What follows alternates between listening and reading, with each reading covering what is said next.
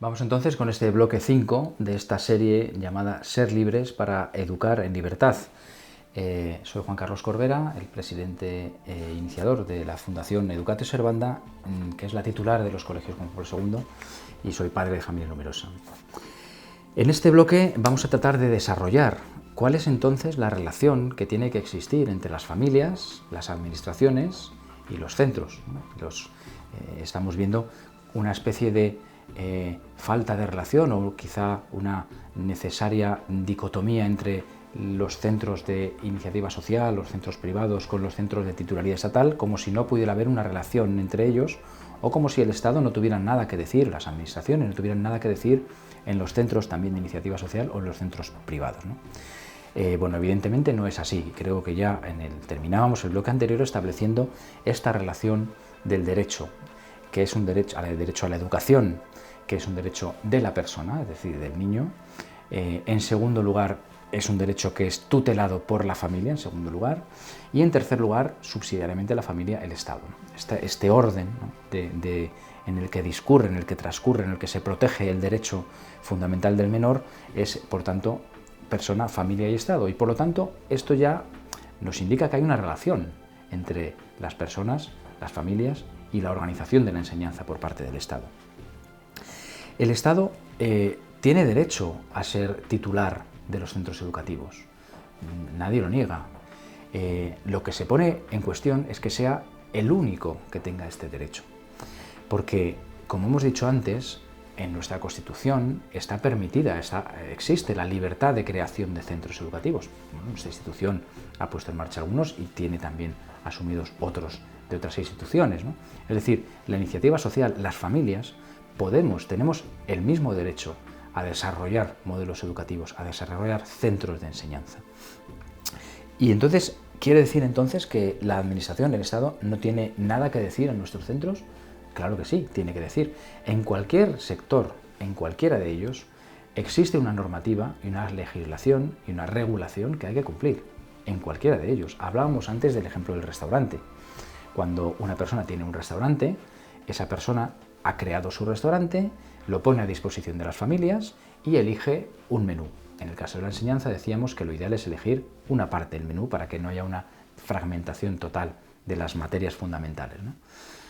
Pero este señor que pone este restaurante, perdón, tiene una relación con la administración, tiene una normativa que cumplir. Además, en este caso, en este ejemplo concreto, una normativa muy exigente, porque se trata de dar de comer a la gente. Por lo tanto, una ley de sanidad muy estrictas y muy bien hechas, una ley que se refiere al local. Es decir, la administración regula esa actividad. La administración pone una serie de líneas rojas, es decir, usted tiene que hacer esta actividad dentro de ese local como usted entienda, pero tiene que cumplir una serie de normas. Por lo tanto, los centros de servicio público de iniciativa social también estamos sujetos y tenemos que estar sujetos a esta normativa y a esta regulación. El problema es cuando esta regulación o esta normativa deja sin margen de maniobra a aquel que es el titular del servicio. Y esto ocurre en el concepto de que el Estado es el que tiene que ser el único titular del servicio, porque si este es el concepto, evidentemente, y yo tengo otros titulares y tengo la capacidad legislativa y la capacidad ejecutiva, lo que voy a hacer es que aquellos otros locales, que aquellos otros centros de enseñanza, en nuestro caso, hagan lo mismo que hacemos nosotros en los centros en los que somos titulares. Por lo tanto, eliminamos la libertad de elección de esas familias y, en cierto modo, eliminamos también la libertad de creación de centros de enseñanza, en cuya libertad se entiende que se puede desarrollar un modelo propio, un modelo que cumpla la normativa, que cumpla la legislación, pero que tenga el margen suficiente de maniobra para desarrollar un modelo propio. Esto es lo que estamos defendiendo desde el principio en esta serie, ¿no?, de ser libres para educar en libertad. No queremos estar al margen de las administraciones, sería absurdo, ¿no? Lo que queremos es que las administraciones nos den el margen de maniobra, la autonomía suficiente, como en cualquier otro sector, para poder desarrollar un modelo propio, para poder ofrecer un modelo propio dentro del marco general y dentro de la norma a la que todos los centros de enseñanza tenemos que estar. Por lo tanto, debería ser mucho antes la capacidad del Estado, la capacidad de las administraciones de promover, de incentivar a la sociedad civil a que generen centros de enseñanza conforme a sus criterios, conforme a sus ideas, en lugar de lo contrario, de impedir que surjan nuevos centros educativos de esta naturaleza y tratar de cerrar los que ya existen. Muy al contrario, debería proponer a la sociedad civil, promover que la sociedad civil sea proveedora de estos servicios en un ambiente de pluralidad, como en cualquier otro sector incluso. Insisto, ¿por qué en este sector de la enseñanza la administración pretende controlar y ser titular único del servicio de la enseñanza sin incentivar que haya otras iniciativas que puedan desarrollar modelos y queriendo eliminar los que ya existen? Esto es romper el orden que decíamos antes, ¿no?, de persona, familia, Estado, y es anteponer el Estado a la familia. Es decir, nosotros, Estado, vamos a ser proveedor de este servicio y lejos de incentivar que la iniciativa social surja, lo que vamos a hacer es no dejar que haya una iniciativa social en este sentido y eliminar la que ya hay. El papel del Estado no es este en un Estado de Derecho. El papel del Estado es siempre subsidiario de la sociedad civil y, por lo tanto, siempre subsidiario de las familias en este caso. Por lo tanto, el Estado tiene que incentivar que la sociedad civil organice los centros de enseñanza como hace con cualquier otra cosa, y en el caso de que no haya suficiente servicio para atender a todos, y ahí sí el Estado tiene que asumir subsidiariamente la creación de centros y la titularidad de esos centros. Insisto, en caso subsidiario. Ocurre lo mismo también, por ejemplo, en el sector de la vivienda.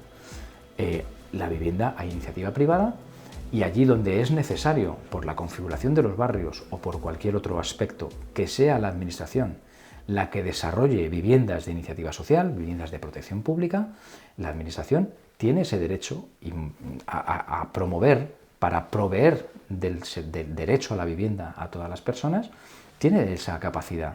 Pero tampoco es la administración o el Estado el que construye las viviendas.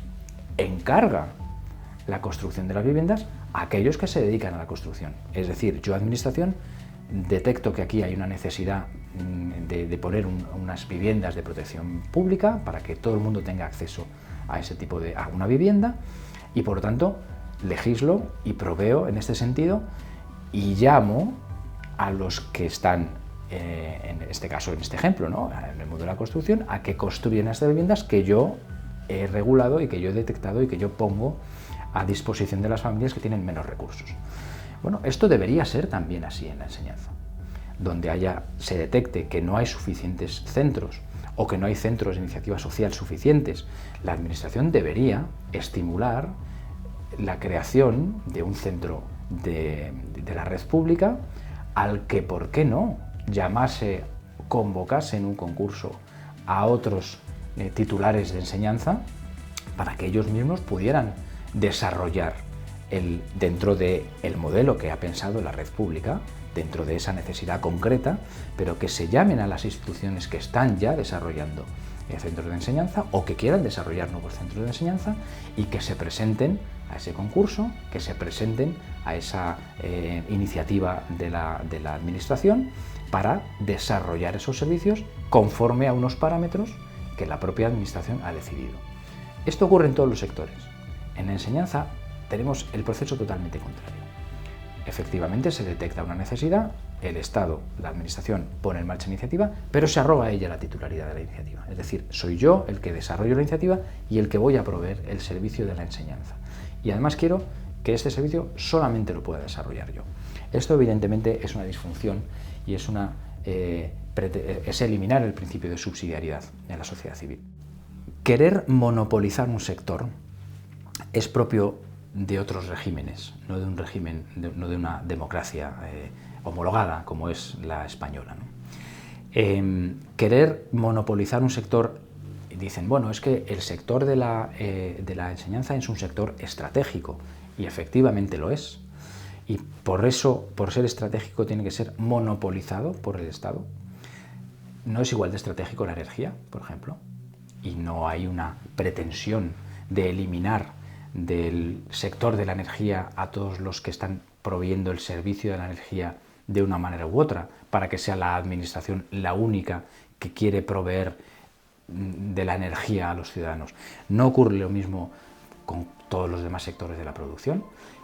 ¿Por qué en la enseñanza vamos a una concepción de un sistema marxista de monopolio único de la enseñanza, cuando en los otros sectores conviven y se han desarrollado en las democracias modernas la capacidad y la iniciativa privada, la iniciativa social y la convivencia de lo público y de lo privado?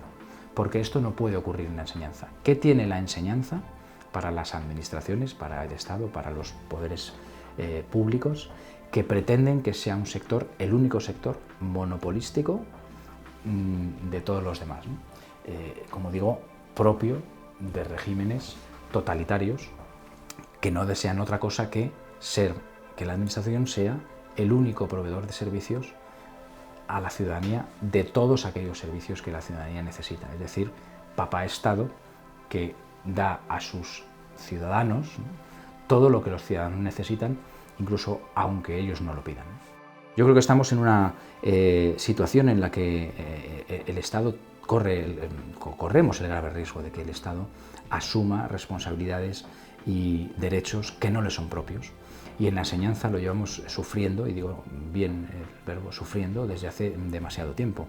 Creo que las familias tendríamos que ser capaces de reconocer esta anomalía, esta concepción decimonónica del monopolio de la enseñanza por parte del Estado, y de que sea el Estado el único que puede proveer de este servicio a los ciudadanos, ¿no?, y no asumiendo su papel subsidiario, su papel de generador de oportunidades y de protección de las reglas del juego para todos, de generador de oportunidades para que otras entidades, instituciones de la iniciativa social, familias, puedan desarrollar modelos.